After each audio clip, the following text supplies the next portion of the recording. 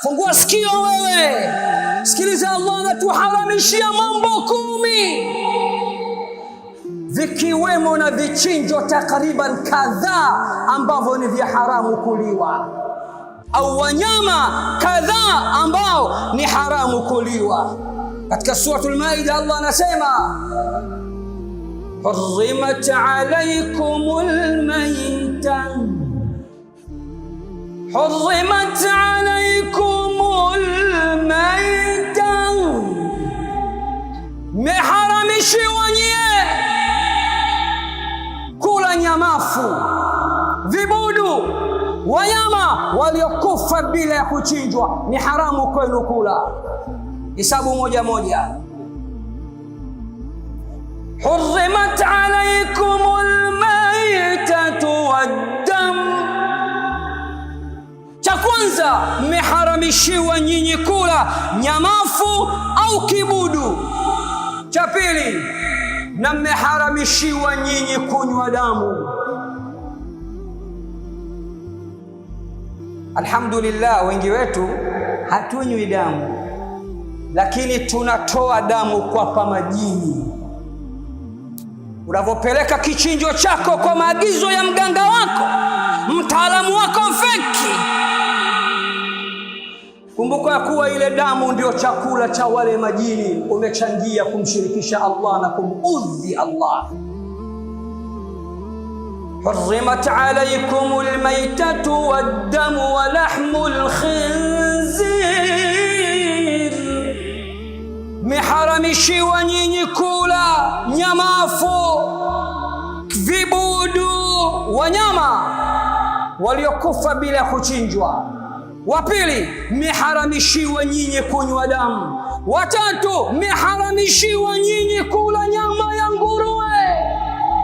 Kuna Waislamu leo wanakula kiti moto, moto wa Jahannam unawasubiri. Kwa taarifa yenu, kuleni tu kiti moto, mtakwenda kukalia viti vya moto ndani ya moto wa Jahannam, waliyadhu billah.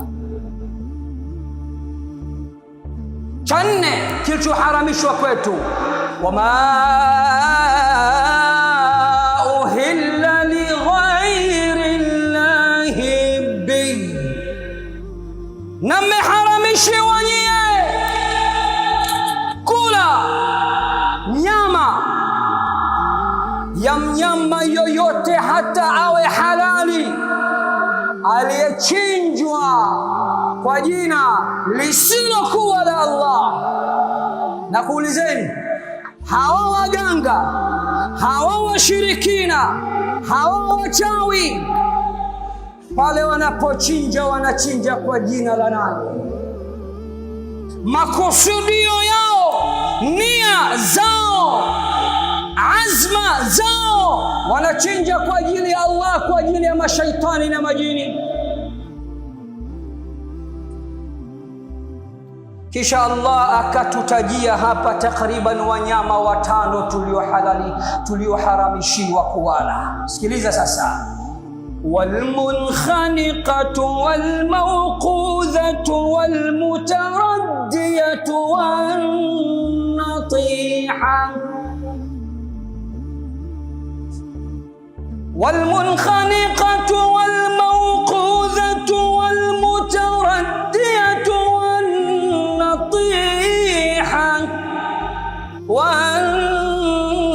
والنطيحة وما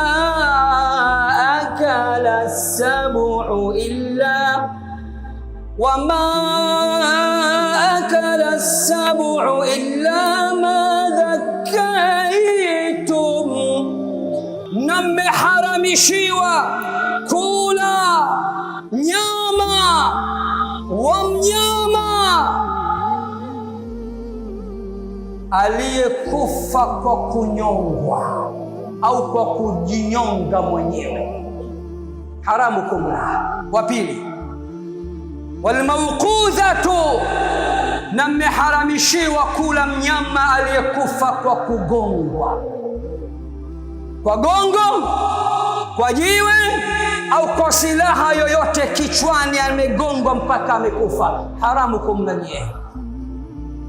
Watatu, walmutaraddiyatu, na mmeharamishiwa kula mnyama aliyekufa kwa kuanguka kutoka juu jabalini au gorofani moja kwa moja hadi chini akafa. Wanne, wannatihatu, na mmeharamishiwa kula nyie nyama ya mnyama aliyekufa kwa kugongana na mwenzake vichwa. Si mnajua anagongana vichwa hawa? Gongana vichwa mpaka akafa, haramu kumla. Mnyama wa tano sasa tulioharamishiwa kumla, wama akala sab'u, na mmeharamishiwa nyie kula nyama ya mnyama aliyekufa kwa kuliwa na wanyama wakali.